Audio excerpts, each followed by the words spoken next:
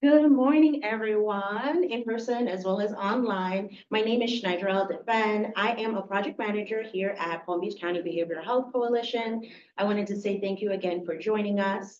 We have our speaker today, Austin Wright. He is a director from Rebel Recovery. So we'll go ahead and start the presentation. I hope you enjoy. Thank you.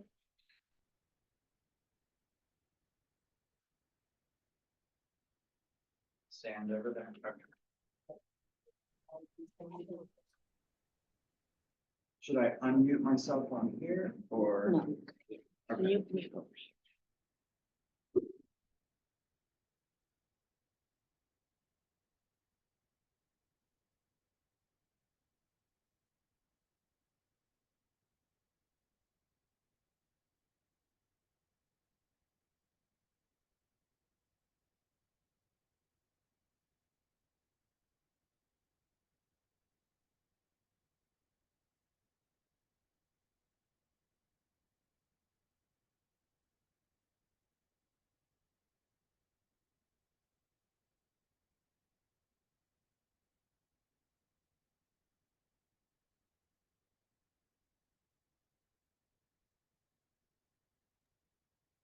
Yes.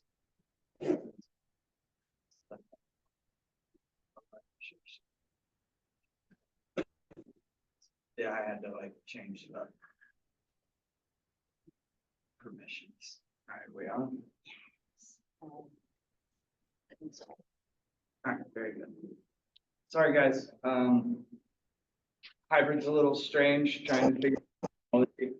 So my name is Austin Wright. I am Director of Syringe and Harm Reduction Services at Rebel Recovery.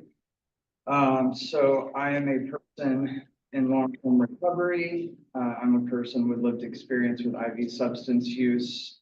I can't really see a lot of you guys, but if you guys have or haven't heard of Rebel Recovery, we're a nonprofit harm reduction and nonprofit harm reduction and peer support agency in Palm Beach County.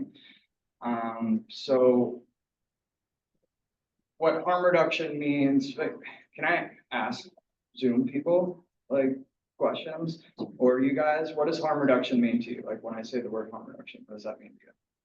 Harming yourself. Harming yourself, yeah. Context of recovery, definitely has to do with the harm that is.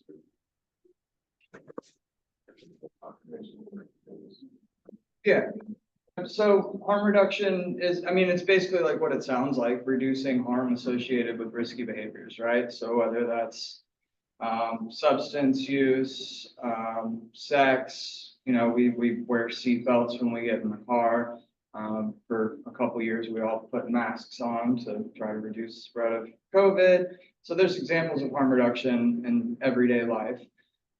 As an agency, we practice harm reduction with the participants that we work with, both like in a direct way, like syringe exchange services, Narcan distribution, and then we practice harm reduction in a broader way in the sense of what harm reduction means is that we work with people where they're at, right? As opposed to like setting very specific standards or expectations. Like our work with people just comes down to like what their goals are, right?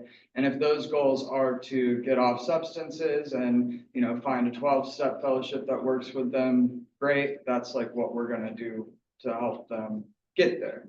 If their goals are to like find a more managed way to live while still using this or that, then that's what we're gonna do to help them, to help support them, right? So it's really just about supporting somebody wherever they're at and then allowing them to progress as they progress. Just tends to work better that way. In my opinion, that's my own recovery was, not linear, nor was it like just one day I was using and in the worst and the next day I wasn't, right? It's a slow process, and having support to, move that process along can make a big difference. It's a bit of a, I don't know, can be a bit of a hot button issue to some people, especially in recovery spaces. but it's becoming more accepted because people are dying.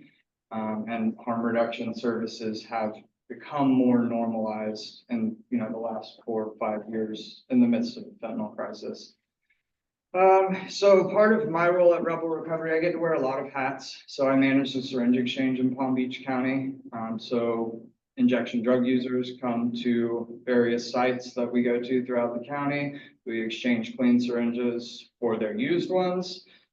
And we also provide a number of other services like HIV and Hep C testing, linkage to treatment. If they are looking to make changes, we link them to whatever services they need to make those changes. If they're not, then we just help support them, provide wound care services, that kind of thing. So just to give you guys kind of an idea of what we do and like where we're coming from, the perspective that we view our participants. So if you see this QR code, hopefully you do, you should. If you don't mind using the QR code to sign in, you guys will get a certificate after this training, probably in the next few days. And I use this sign in to track my own, for my own purposes. If you don't have a QR code reader, just let us know in the chat or let me know after, and we'll get you signed in. All right, so moving forward. Also, as a person in recovery, as a person who used drugs, injected drugs for many years, I recognize that my everyday vernacular isn't necessarily everybody's everyday vernacular, right? I have to do a lot of code switching in my work. I engage with people who are actively using drugs on a daily basis. And I also engage with community members doing trainings like this, but sometimes codes can get kind of mixed up. So if I say anything, if I say any words or use any phrases that don't make sense to you, please feel free to interrupt me, raise your hand or whatever. I'll do my best to keep my eye on the chat and, or just speak up. I don't know, I think I can hear you. Okay, so in this training, we will discuss different opioids and their effects. We'll talk about a few different overdose reversal products. So we know Narcan as kind of like the colloquial term, but it is just a brand name for the actual drug naloxone. So naloxone is the, how do I close that? No, it's not showing up on the screen anyways. Naloxone is the term for the actual drug that reverses an opioid overdose. Let me make sure I'm plugged in. Oh, we're good. I don't know why it's saying that, but hopefully she comes back in shortly. All right, so we'll talk about the signs and symptoms of an opioid overdose, understanding what substances may result in an accidental opioid overdose, which seems pretty straightforward. An opioid would result in an accidental opioid overdose. But there is a little nuance there with fentanyl contamination in a variety of substances. There's been fentanyl found in just about every illicit substance, and fentanyl overdoses resulting from just about every illicit substance, aside from cannabis. And I know that that's a very, that alone is kind of a hot topic with fentanyl contamination and weed. It's not really a thing. We can talk about that and why that is, but it's definitely reported often. We'll discuss how to recognize and respond to an opioid overdose. We'll go a little bit into harm reduction, good Samaritan law. And we'll talk about xylazine, which is kind of a new but very prevalent contaminant in the illicit opioid supply in Palm Beach County. And around the country.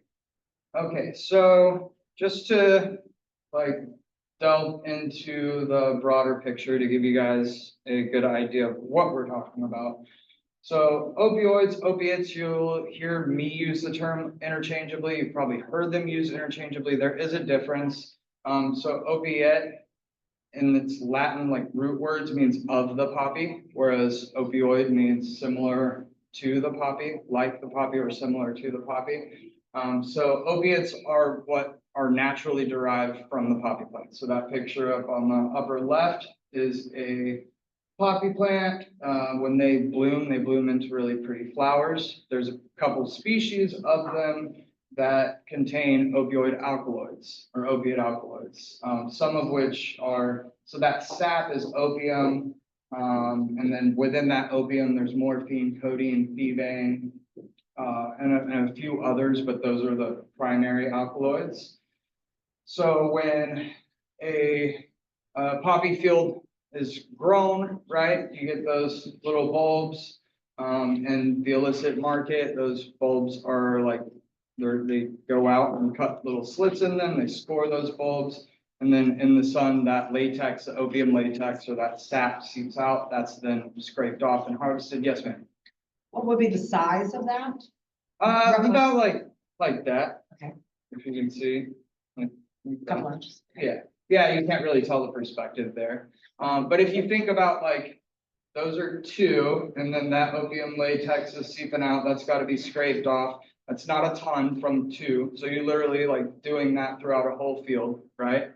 To get heroin, that opium has to be scraped off, and then typically it's smuggled. So for the better part of this century, like 90% of the world's heroin, a little more than 90% has come out of Afghanistan. Well, the opium. The opium's typically then smuggled somewhere else to be processed into heroin. That's usually like smuggled into Turkey. This kind of a common route. Which brings us to our semi-synthetic opioids. And I tell you guys all of this for a reason, not just because I'm interested in drugs and drug nerd. But semi-synthetic opioids, what that means is they still have to come from the poppy at some point, right? But they're not, you don't get oxycodone from the poppy like you get morphine or codeine from the poppy. So they have to go through some kind of process in a lab, whether that's clandestine or a pharmaceutical lab, to become what they are.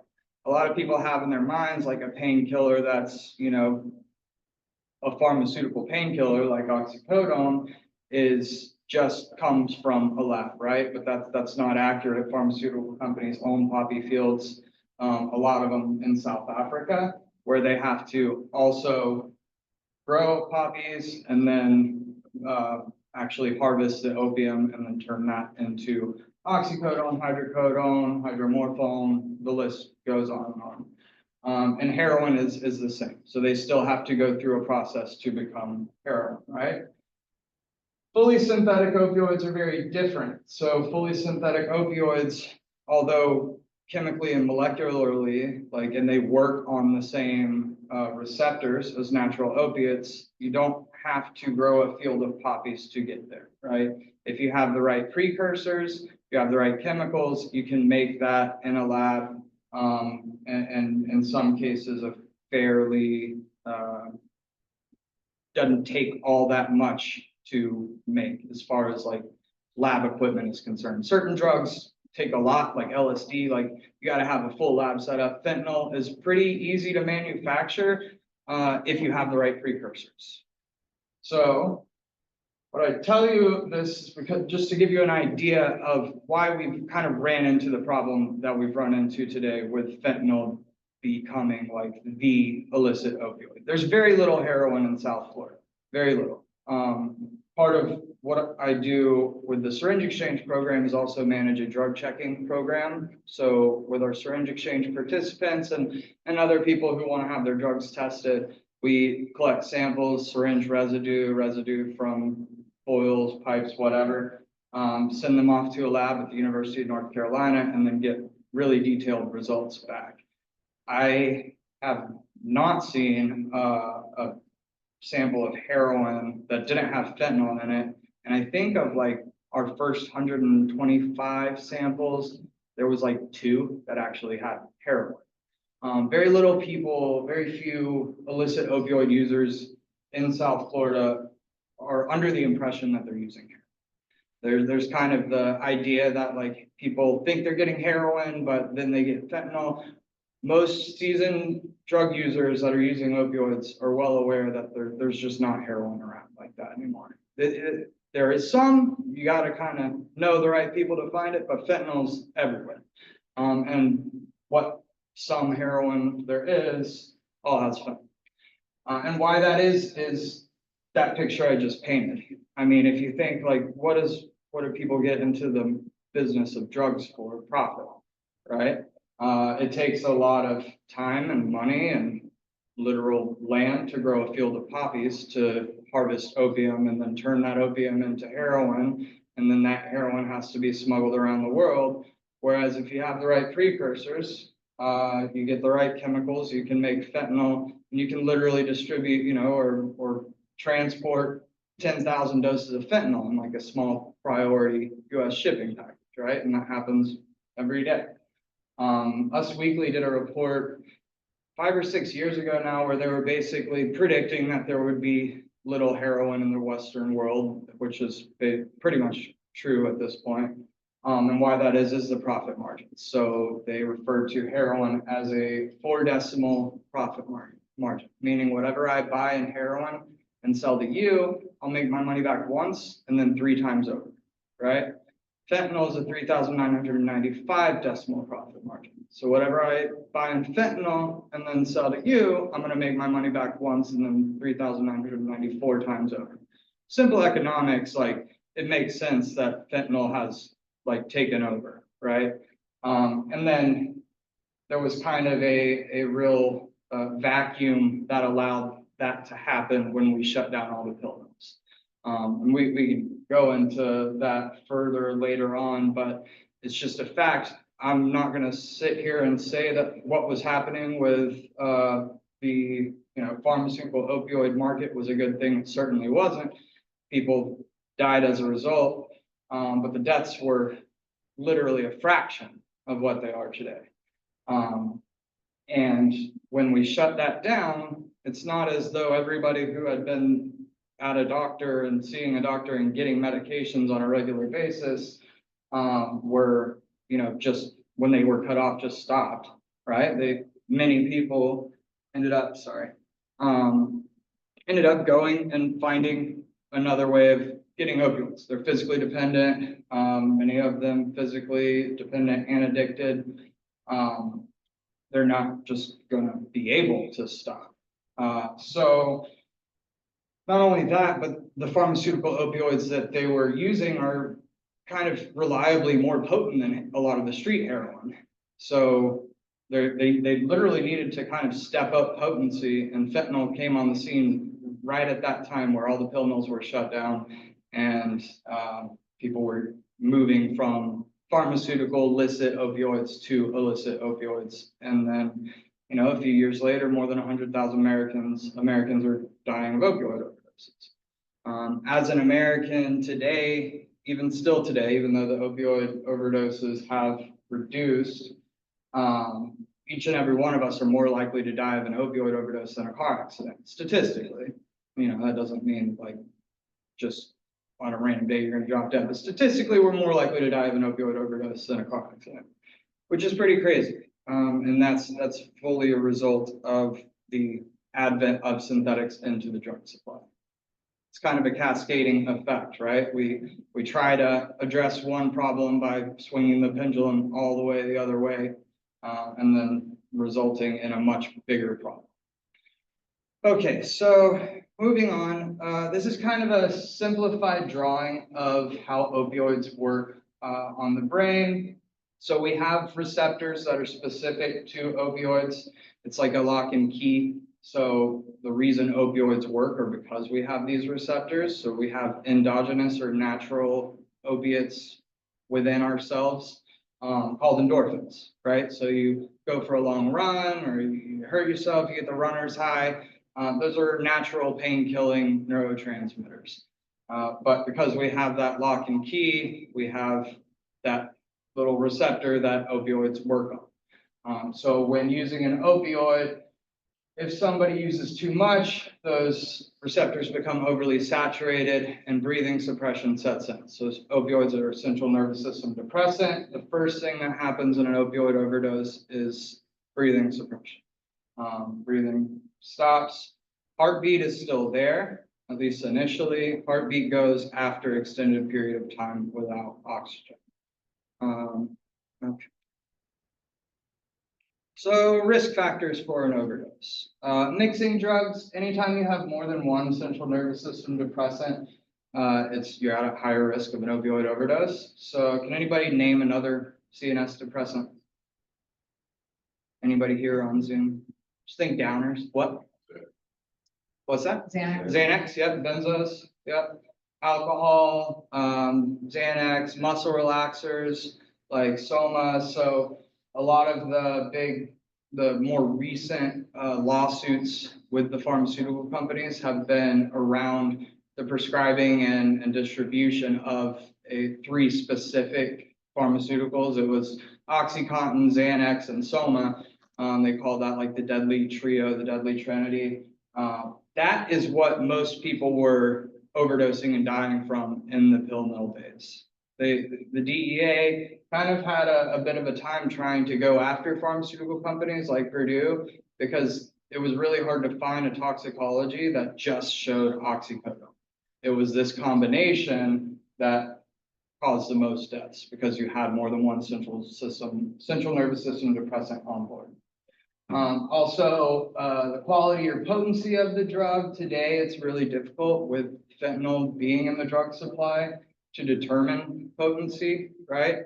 Kind of a old harm reduction strategy is like to start low and go slow, do a test shot or however you're doing it, do a small amount first just to gauge how strong it is. But with the difference of, just being really high and being overdosed, when it comes to fentanyl, literally being a few grains, that can be hard to do. Just a hot spot within a bag or a cap can be where somebody overdoses. Yes. So sorry to interrupt. No, you're good. You have a question from the chat. Did you want to take questions? Yeah, for sure. I think it's Sterling, so you might just have to encourage them to unmute to ask the question. Okay, Just let them know cool. they'd like to. Let me see.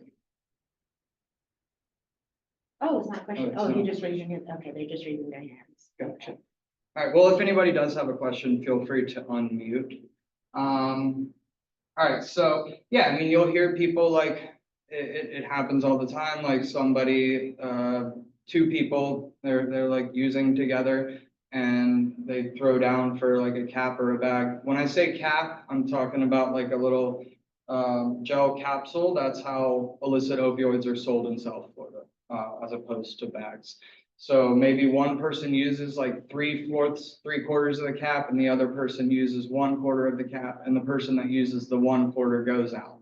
They're the one that falls out, overdoses, right? Even if they have roughly the same tolerance. Just because there's a few more grains of fentanyl in that area, they call it like a hot spot, that makes a difference between an overdose or not. So it can be really hard to get a gauge on the potency of whatever it is somebody might be using.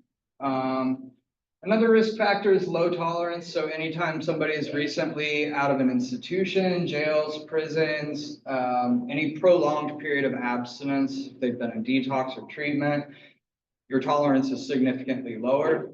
Most people who are, experiencing opioid use are aware that their tolerance is lower. They'll still typically use less than they were using, before they went into jail or detox.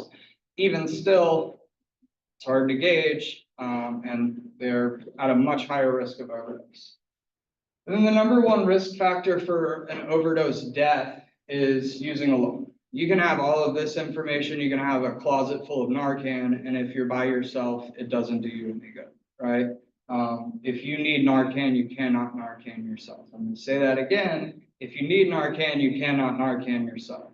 I emphasize that because there's, some people use Narcan in a way that it's not meant to be used, right? If somebody's just really high and like they're nodding out, you can't hold their attention, or it's hard to talk to them. That's not what Narcan is for. Narcan, naloxone is to be administered. It's a life-saving tool. That's it. You can actually increase their chances of overdosing if you give them naloxone. Anybody have an idea why that is? If somebody is not overdosed and you give them Narcan, why that might increase their odds of overdosing? I only know that myself, that it's awful similar to it, so that's all I can remember from. So when you give somebody naloxone, you're gonna send them into precipitated withdrawal. So you're sending them into withdrawal because of the way naloxone works, which we'll cover later, a little more in depth. But that's just an inevitable fact. You're doing it to save their life if you're doing it right. But they're gonna wake up and be in withdrawal, right? So typically, the thing that you do when you're in withdrawal, if you have the option, is to get out of withdrawal, right? Which means using again. Whether that's like injecting again or using another way. So if somebody is not overdose and you give them Narcan, you just sent them into withdrawal and they make the choice to get out of withdrawal, which is really likely what they're going to do. It's what I would have done. They're going to use again. That naloxone only works for a little while. It doesn't take anything out of their body. It just keeps things off those receptors we talked about earlier for a certain amount of time. So if they use to get out of withdrawal, the first dose that they use might not get them out of withdrawal because naloxone is blocking the receptors. Second dose may not, maybe the third does. And so they're out of withdrawal, but then the naloxone wears off. So then whatever they were initially really high on, plus all that they've used up to that point is binding back to the receptors. Then they're actually at a really high risk of overdosing, whereas before they weren't overdosed. And it's just like a compassionate thing, like don't send somebody into withdrawal if you don't have to save their life, right? And I emphasize that because, you know, you wouldn't think that that would be a thing, but it's a thing. People do that. Because that's, as a society, as a, you know, we look at drug users in a certain way.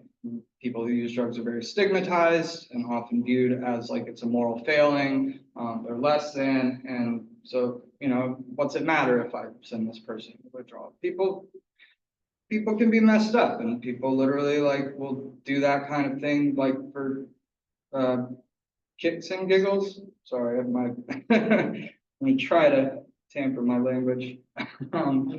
All right, so naloxone, it's an FDA-approved medication.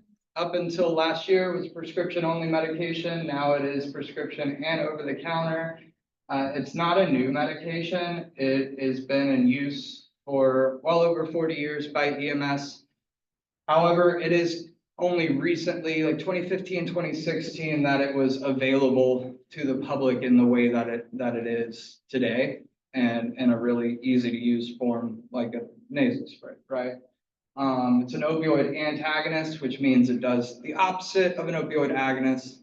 Heroin, oxycodone, those are opioid agonists. So it's going to, instead of bind to the receptor and stimulate it, for lack of a better term, it's going to bind to the receptor and block everything, block the effects of something being on the receptor. Again, only for an opioid overdose. It's not medication-assisted treatment. So quickly, these are some naloxone products. The upper left is like the old school nasal spray. It's a 3-piece. It's not really in use much anymore. Some EMS use it, but it's a lot more fluid in there. Obviously, it's not as easy to use. The bottom right is auto injector. There are a number of auto injector products out now. This is Evzio. They don't make them anymore. I believe the only auto injector products out now are dosed like ridiculously high. 4 milligrams is Narcan. So that's what the top right is, the Narcan nasal spray that most people know of. 4 milligrams is already a high dose. So when we're talking about like the newer product, Flexado, which is an 8 milligram nasal spray, you can always give somebody more, right? You can never give somebody less. And when it comes to giving somebody naloxone, the least you can get by with to save their life and get them to start breathing again, the better. 8 milligrams is far too much in my opinion, and that opinion is based on like fact and evidence. But that's more a result of drug companies, you know, patent wearing off and drug companies taking advantage of, you know, a crisis. The bottom left is the like old school naloxone bottles. That's what saved my life on multiple occasions. It's really not very user-friendly, but it's very cheap. It used to be the only option you had. It can be used intramuscularly, intravenously, or subcutaneously, like under the skin. But again, it's not very user-friendly. You have to draw up with a syringe from a vial, and like the nasal spray that's in one piece couldn't be easier to use. Yes. Does the nasal spray work just as quickly? I mean, I'm an old school nurse, so Mhm. I'm going back many years. I'm used to doing the Narcan, IV. Does the spray work just as quickly or more quickly than the IV dose would be? That's a good question. No. It is a little slower onset. So the nasal spray takes a little longer to kick in. It's 2 to 3 minutes. Whereas like IV or intramuscularly is really rapid. Yeah. And like there's something to be said for a slower onset when it comes to naloxone. The faster onset, like I understand like the first logical conclusion somebody might come to is like, well, the faster it works, the quicker you're saving their life, right? But that slower onset is going to be a little easier on them than just a rapid like IV naloxone, ripping it off the receptors. It doesn't get much worse than that as far as the experience of the person coming out of the overdose. And the downsides, you could say, of a slower onset can be mitigated through rescue breaths, and like staying with the person.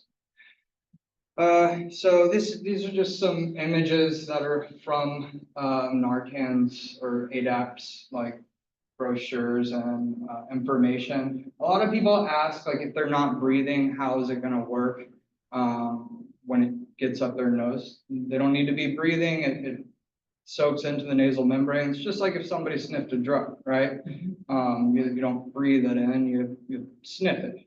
And you can see in that picture, it's really finely atomized and aerosolized, and it's got a good bit of oomph to it. Like it sprays pretty high when you actually spray the dose. So it's going to get up there. And you will see the nozzle and plunger. I'm going to grab one real quick. Yeah, if you don't mind.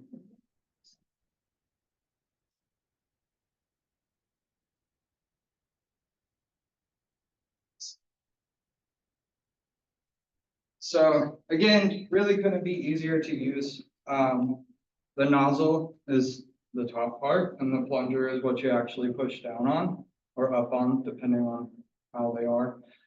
The trainers are good, but they don't give you like an actual, like they spring back down, right? So when you actually administer Narcan, this plunger is going to stay up. And that's good to know because I've seen people, when I do these trainings, I typically have people like spray one just so they have the feel for it. It sounds really simple. People are like, isn't that a waste? There's a lot of Narcan. It's not a waste. Just to have that muscle memory, because in these situations, if you ever run into this situation, like it can be really nerve-wracking. And just having that feel for what it feels like to actually spray a dose of Narcan and if it's actually sprayed. Like I've seen people think they sprayed it and they didn't, or they didn't actually push all the way up and administer the whole dose. So it's good to kind of have that muscle memory. If you guys that are here want to, I, would suggest it. As simple and like maybe menial as it seems, you have the feel, you've done it before, right? Yeah. Would you mind showing the trainer to Yeah. those on virtual, like get a little bit closer to the camera, just so they can see? Can you guys, I don't know if they can see. Oh, that's a funky camera. So this is what it actually looks like. When you put it up, and we'll cover it in a couple slides, but you don't have to like put it all the way up their nose, right? Like those early COVID tests, just as far to where the tops of your fingers are touching their nose, right? Does that make sense? Okay. And then spray. Really, really easy. I could literally like, you guys can learn how to actually administer Narcan in like 3 minutes, right? But it's good to have a broader picture of kind of all the things to inform. So some myths, about naloxone, about opioid use in general. So the idea that it sends the wrong message, or encourages or increases drug use. In the early days of Narcan distribution in Palm Beach County, there was a lot of pushback, which sounds kind of crazy now. And this was like 2016, 2017. People were like opposed to it, just like when we implemented syringe exchange, people were opposed to that. Because they had this idea in their head that like people are more likely to use opioids if there's this, life-saving option around. As a person with long-term lived experience as an IV opioid user, I can tell you like it didn't make a difference to me whether somebody had Narcan or not. I wasn't going to use more if they had it, somebody around me had it. I wasn't going to use, like, maybe I should have used less if they didn't, but I just didn't. It was there if me or somebody I was around overdosed to save our lives, period. Like it's has no implication on somebody's use, whether naloxone is a factor, right? And again, like, so this, well, that brings me to Narcan parties. So has anybody heard of this idea of Narcan parties? Okay. I used to hear people talk about it a little more than I do now, fortunately, but basically the idea is so people would get together and overdose intentionally because somebody else like had Narcan, knowing that somebody would give them Narcan to bring them back, right? That's crazy. Yeah, and then, I mean, I used to hear this kind of frequently. It sounds like this myth that, it just has the sound of something that was made up by somebody who has no experience and just like maybe makes a lot of assumptions that like, well, an opioid user is looking for the ultimate high. And so the ultimate high must be like, you can't get higher than overdosing, right? So if they know that it can be brought back, then they'll do that intentionally and bring them back.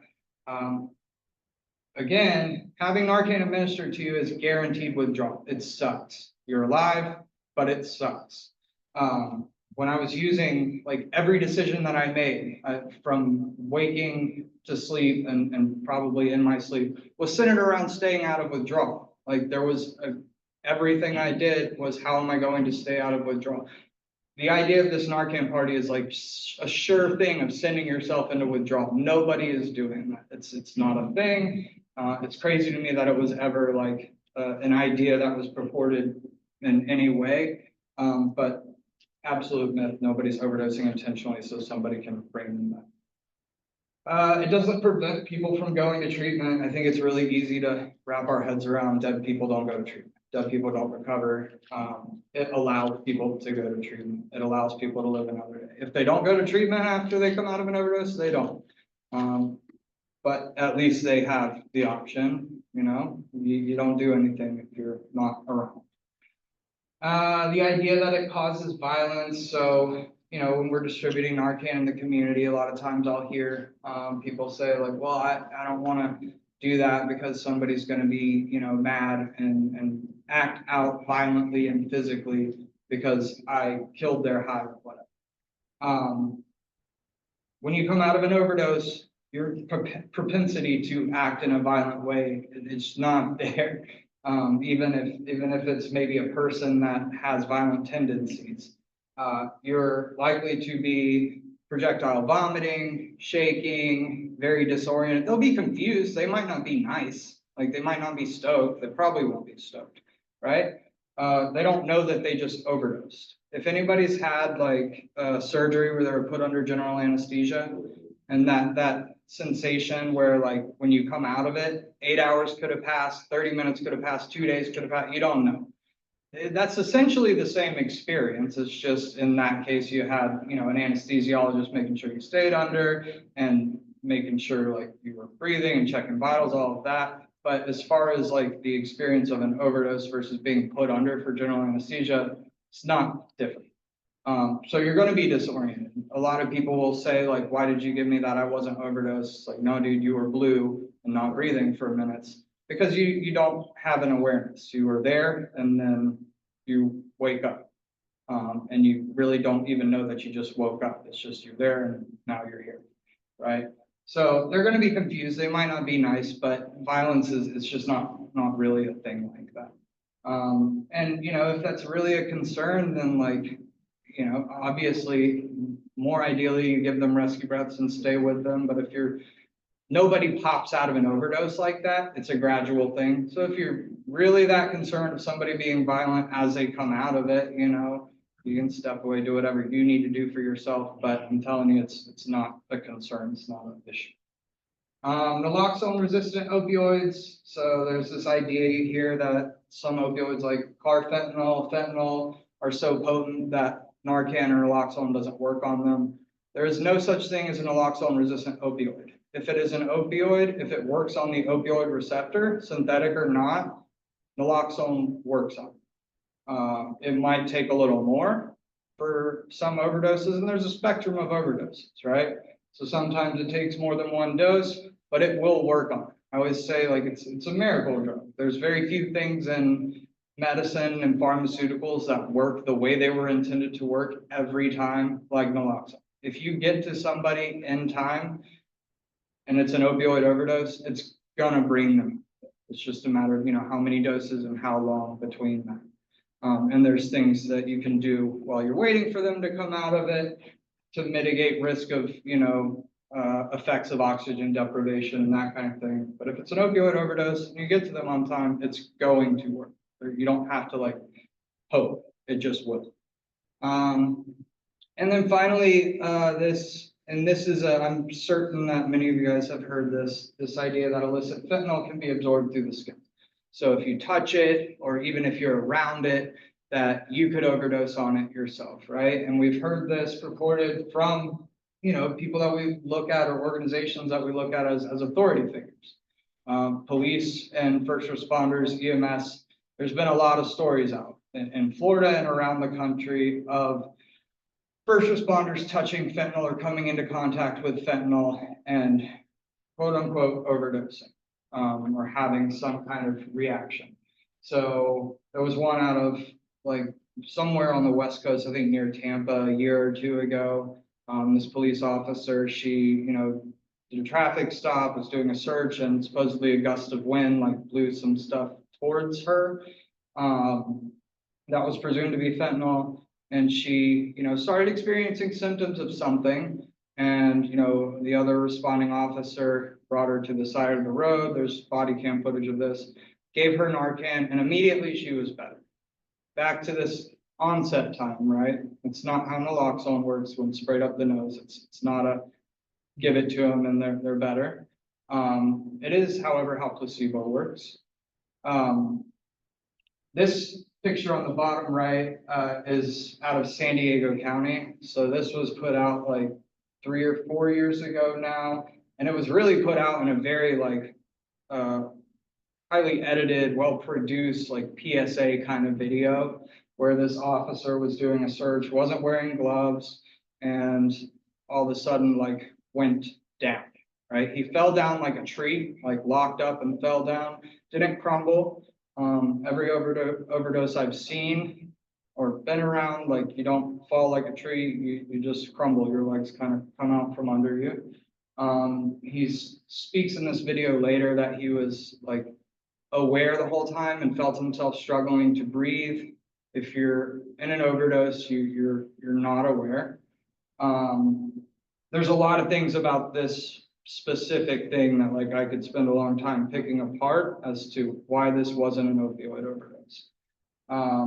Anybody have an idea of what it is that these officers, first responders are experiencing?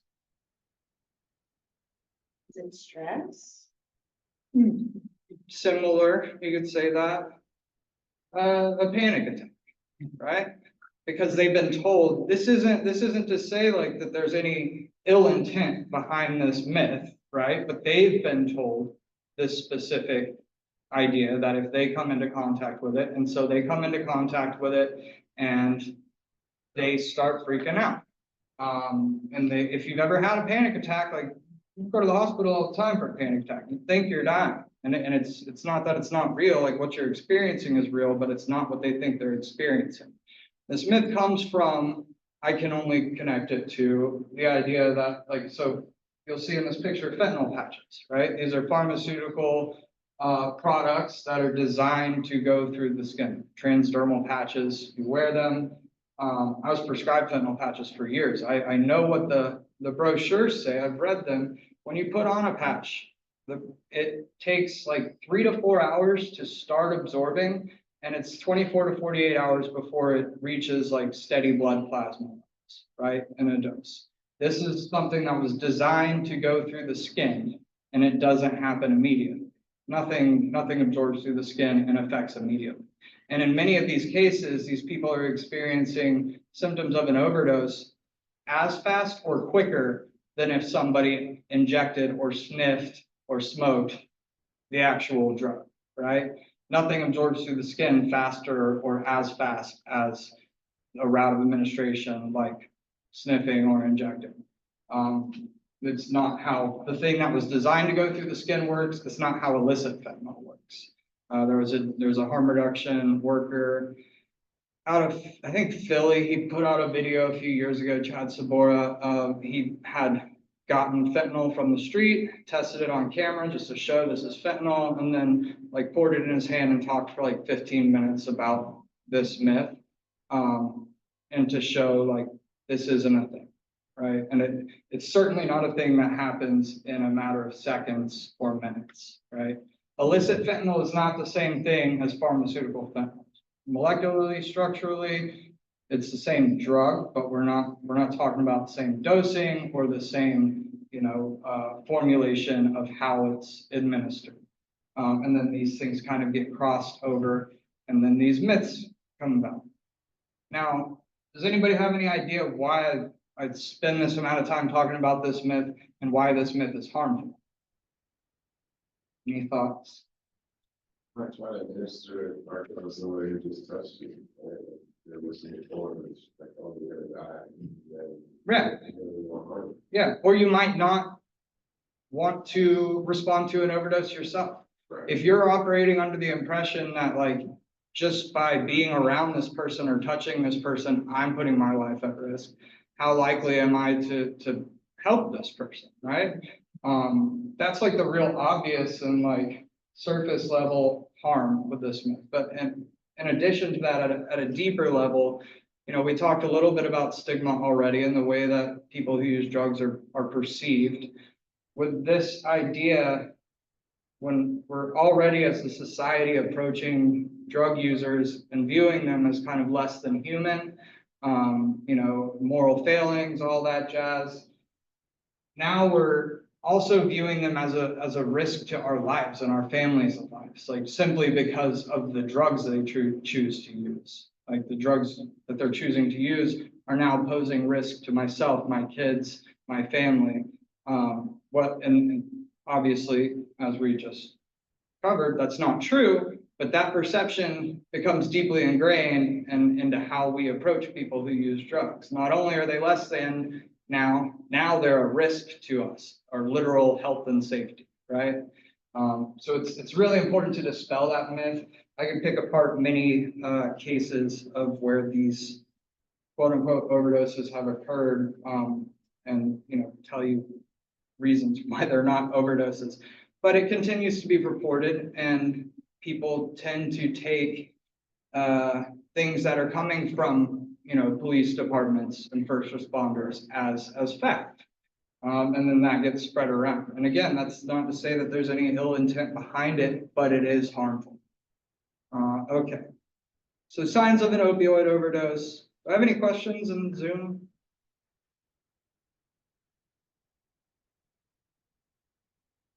No?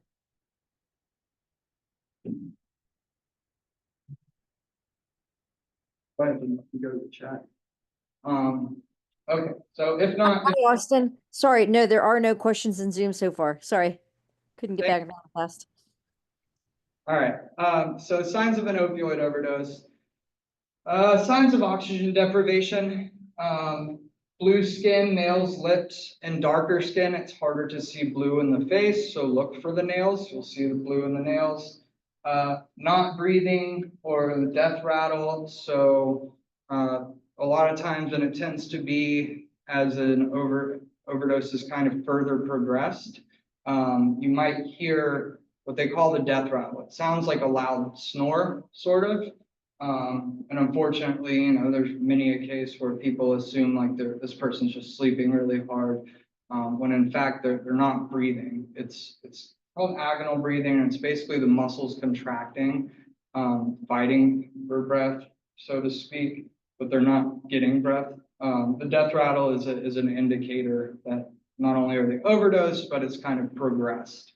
Slowed heartbeat, faint heartbeat or pulse, and pinpoint pupils are kind of a sign of opioid use in general.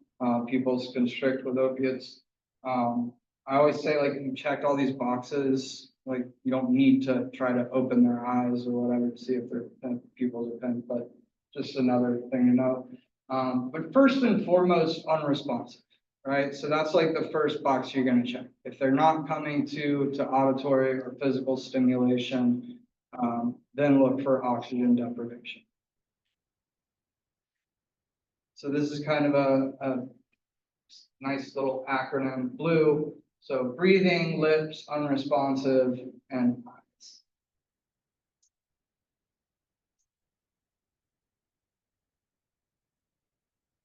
And we'll talk about like what physical stimulation should look like. All right.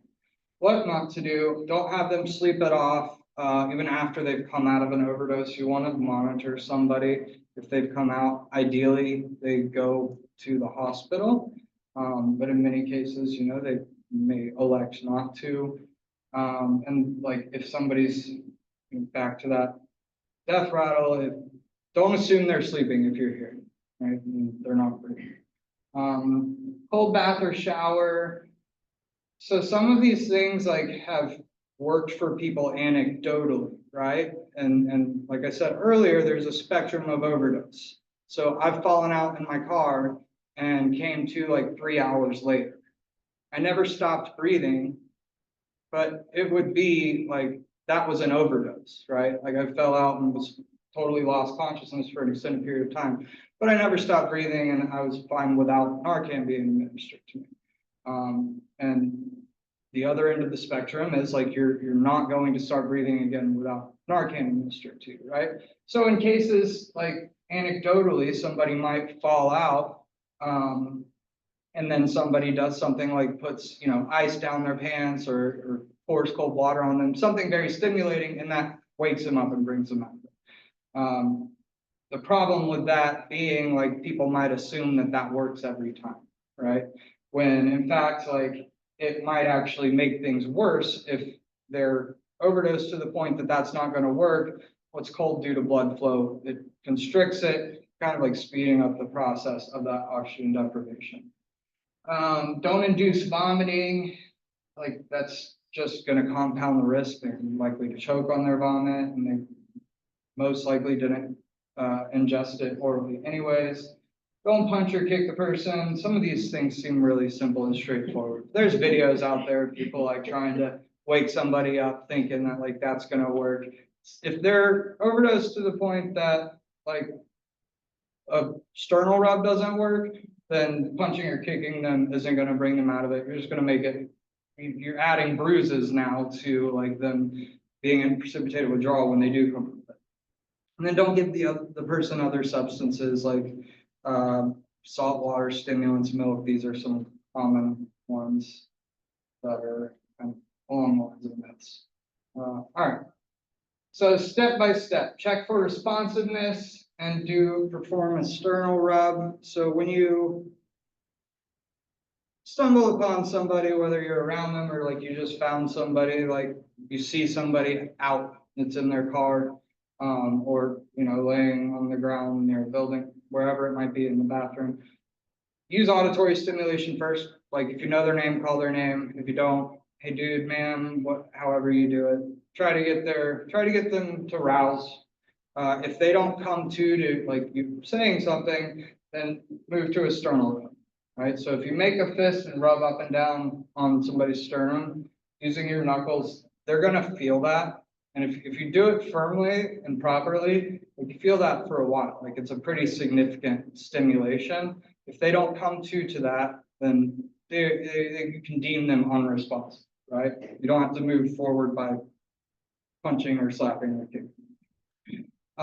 If you are with another person, like there's a couple people around, maybe ask somebody else to call 911 while you move forward with administering naloxone. You can call 911.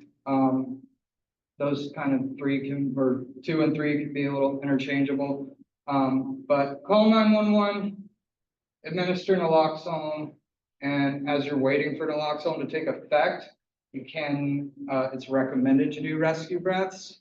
So we recommend rescue breaths, not chest compressions. That's always like a kind of highly debated issue.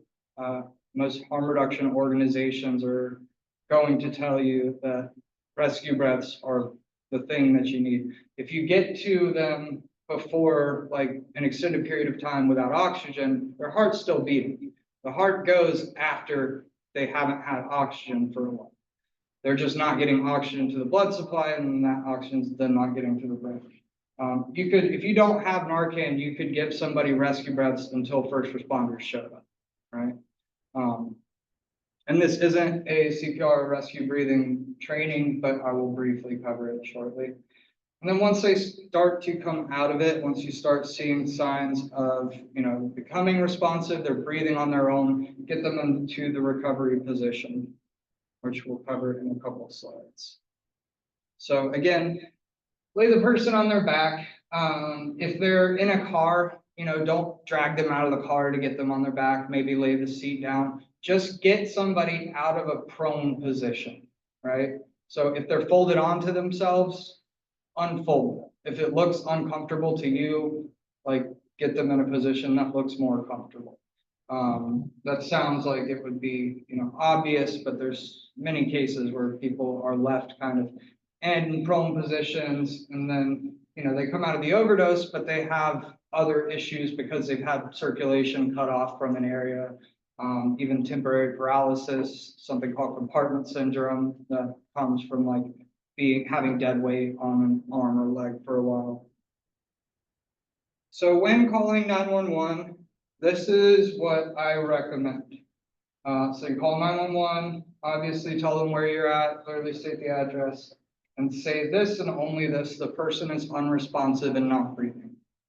Leave it at that. Even if you know that it's an opioid if there's a syringe right next to them, like it's an opioid overdose, say that person is unresponsive and not breathing, and let them know where you are. Once they get there, give them all the information. They tell them, I've given them 1 dose, given them 2 doses already. This is the time I'm giving it to them at. Give them all that information once they're there.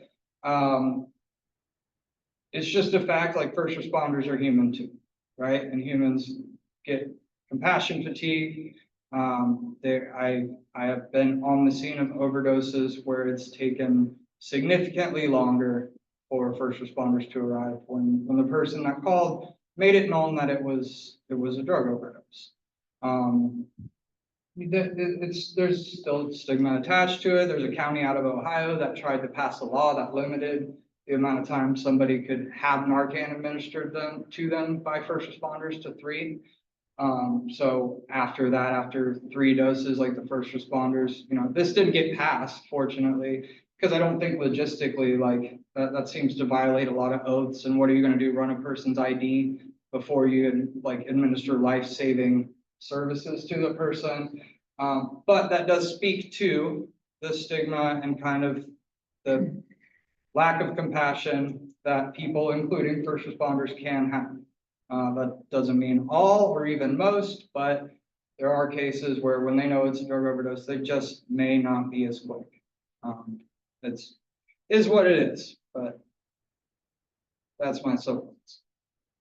So when giving Narcan, so it's 1 dose per nasal spray. There's 2 doses in each box. Give 1 dose into 1 nostril. I usually start with their right nostril, my left, just like I'm reading a book, my left to right, right? Ideally, you want to alternate. So if you have to give more than 1 dose, give the second dose in the other nostril. If you forgot which nostril you gave the first dose in, don't get hung up and like hesitate, just give it in, but it's just more ideal to alternate nostrils. If you've seen no changes in responsiveness, they're still not breathing on their own, 3 minutes after the first dose, give a second dose.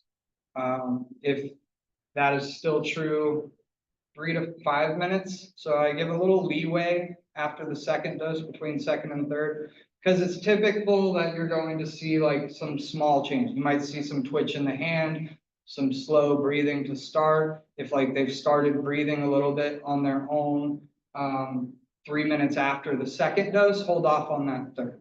Because again, 4 milligrams is a lot. The least you can get by with, the better.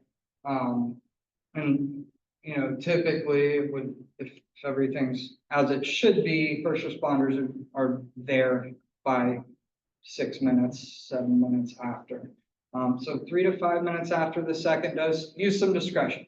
If they're blue still, you know, and it's 3 minutes after you give them the second dose, go ahead and give them the third. But it's kind of rare that they're going to need 3. It's much more rare than it occurs, if that makes sense. Because it's a panicky situation. People like 30 seconds feels like 30 minutes, right? So people tend to, but when you hear people saying like, I had to give this person 5, 6, 7 doses, no, they didn't. It's just they're not waiting that time. And again, you can give rescue breaths while you're waiting for that naloxone to kick in.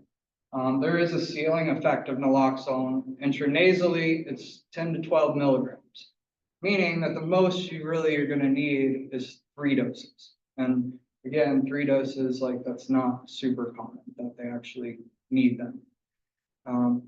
The least you can get by with to make them breathe again on their own is the best. Yes.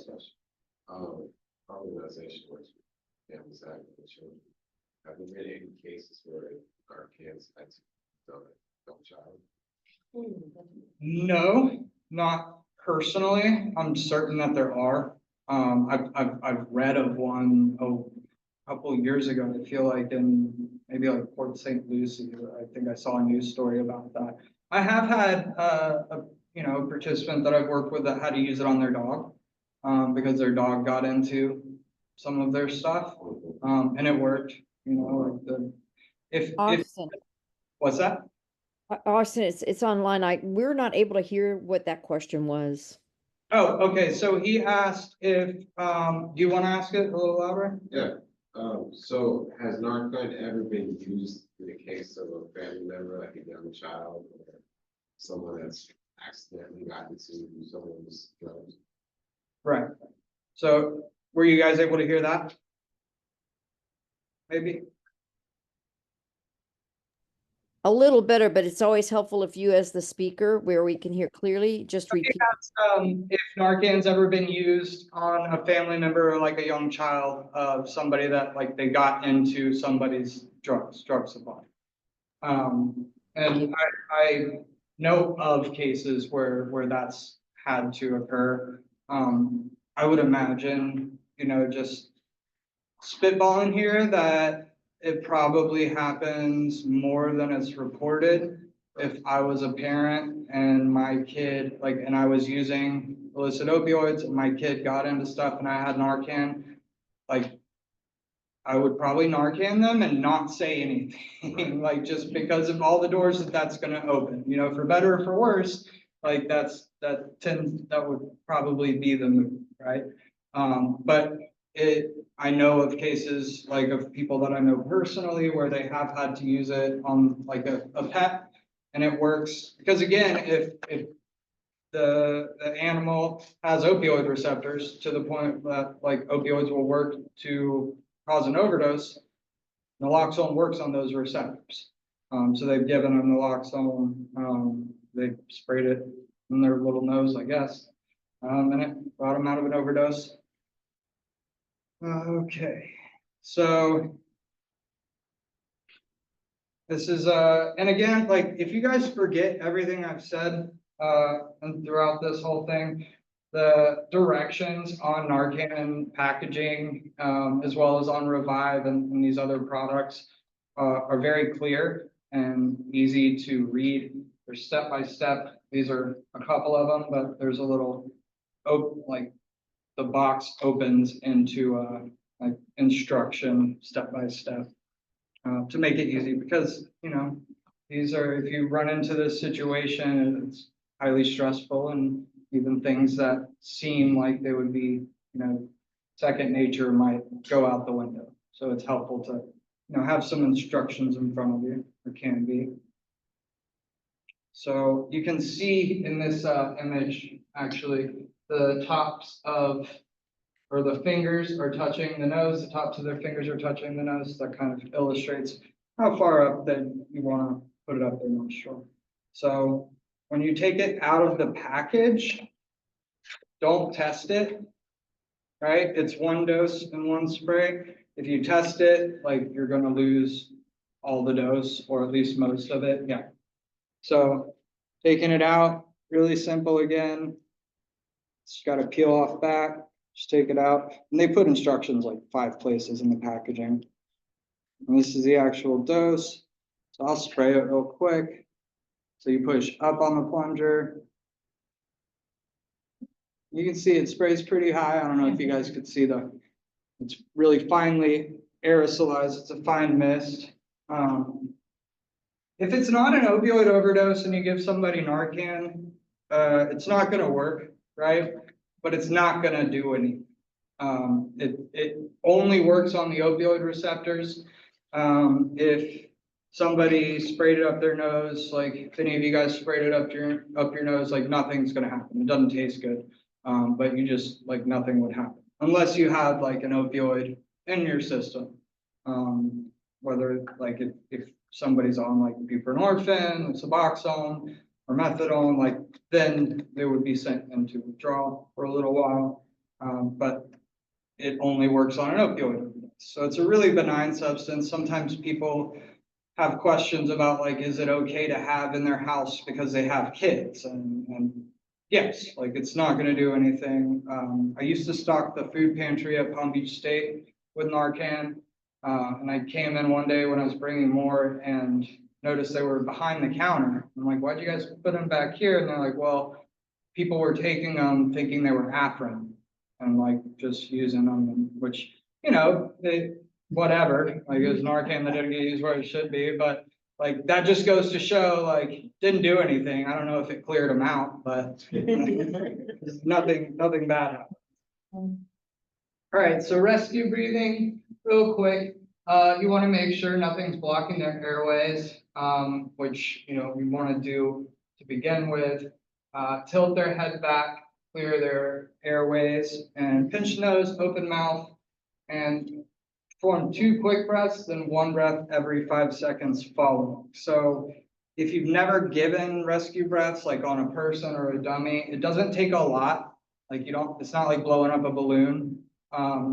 But you want to situate yourself, as you can see in the image, the person performing rescue breaths, their head is tilted in a way that they can see the person's chest, right? So if you can see that chest rising, that means air is getting into the lungs. And then continue to perform rescue breaths for as long as it takes for Narcan to take effect. They make these really nifty little rescue breathing masks. I have them like on all my sets of keys. I brought some today. You guys can take some. Some people are uncomfortable with like just putting their mouth on a stranger or just another person's mouth. So these masks, it's literally like a mask and it has a little valve. It shows like which side is the you side and which side is the other person. And you just put it on like a surgical mask. Like there's little ear things. And you can use that. It creates a barrier and they're really small and easy to tote around. So I always bring them. They're good to have, keep around. Because again, even if you don't have Narcan, like it's not that there's nothing you can do. You can breathe for the person until first responders get there. Once they do start coming to, once they start breathing on their own, you do want to put them into the recovery position. Okay. On their side, you don't want them on their stomach or on their back. Again, vomiting is likely. Just get them out of a prone position and then out of a position, get them on their side to where they're not going to choke on their own vomit if they do. Also, if they're on the ground, you get them on the side, I recommend taking whatever is in their pockets out of their pockets. If people aren't comfortable with that, just put it in front of them, whatever the contents of their pockets. But you'd be surprised at like the result of dead weight on something even as small as like a lighter or like keys. It's just a nice thing to do. Like it's just a compassionate thing to do because bruising, even nerve damage for extended periods of time with dead weight on a certain area when there's like a key or a lighter there. So we're back to our little drawing. Naloxone is administered, so the person overdoses, those pink balls are opioids, they bound to the receptors, breathing suppression's kicked in, and you administer naloxone. That naloxone is going to kick off those pink balls, aka the opioids, off those receptors, and then block those receptors for as long as the naloxone is in effect. That's 30 to 90 minutes. Typically, it's at like the 45-minute mark that it starts to wear off. The reason naloxone works and the reason it works for any opioid and any opioid overdose is because of its affinity to the opioid receptor. So affinity means like the attraction it has to the receptor. There's even the most potent opioid doesn't have as strong of an affinity or attraction to the opioid receptor as naloxone. Regardless of what the opioid is, that receptor is more attracted to naloxone and naloxone is more attracted to that receptor. So naloxone is always going to kick that off and cover that receptor and block that receptor. But again, not taking anything out of anybody's body, it's just blocking those receptors for as long as it's working. So again, onset 2 to 3 minutes, typically how long it takes to take effect. 30 to 90 minutes is how long naloxone is typically covering those receptors, and withdrawal symptoms can be expected. So never throw away expired Narcan or naloxone. It has it's a really stable molecule. If you ever want to like trade in expired Narcan, like Rebel Recovery will happily take it and replace it with unexpired Narcan. I do recommend, you want to avoid extreme temperatures, extreme hot or extreme cold, but I do recommend keeping it in your car. All right, that sounds antithetical, right? But if you're keeping it on your refrigerator at home and you're not likely to need to use it there, like what good is that going to do? I always have Narcan in my car. But I would suggest switching out whatever Narcan you do keep in your car every like 4 to 6 months with a different dose. But again, it's very stable. There's been studies of naloxone, not necessarily Narcan, 20 plus years after expiration, they haven't really lost efficacy. All right. So Good Samaritan law protects you if you respond to an overdose and you can't be charged, prosecuted, or penalized for anything that might occur in that situation. And if you have controlled substances on you or somebody around you does, you can't be you're not even supposed to be searched, but you can't be charged because you called to save somebody's life, right? And that's important that people are aware of because there shouldn't be hesitation in calling them. I think I know I'm short on time, but just quickly, you want to look for them to breathe on their own. I mentioned earlier xylazine becoming an issue. So xylazine is in most or a lot of the opioid supply today. It's not an opioid. So it's a tranquilizer. It's a horse tranquilizer. It's only veterinary use. Why it's been in the opioid supply is a whole other issue. But there have been a number of overdoses where somebody administers Narcan and they don't wake up because Narcan doesn't work on xylazine. It's not an opioid, but they're looking for them to wake up, not start breathing, right? Look for their breathing. Otherwise, people just, I had a participant tell me he gave his girlfriend 15 doses of Narcan, which just didn't do anything because the xylazine was keeping her sedated, but at probably the second dose, she was breathing on her own, and he wasn't looking for the breathing. So be aware that xylazine is in the drug supply. Narcan doesn't work on it, but you're not trying to get them awake necessarily. You're just trying to get them to breathe. I guess that's it. Any questions? You can always get Narcan from us. I know you can get it from Palm Beach County Behavioral Health Coalition as well. My information, let me quickly right here. And feel free to use that QR code to fill out the survey, the evaluation. Sorry, I blanked on that word.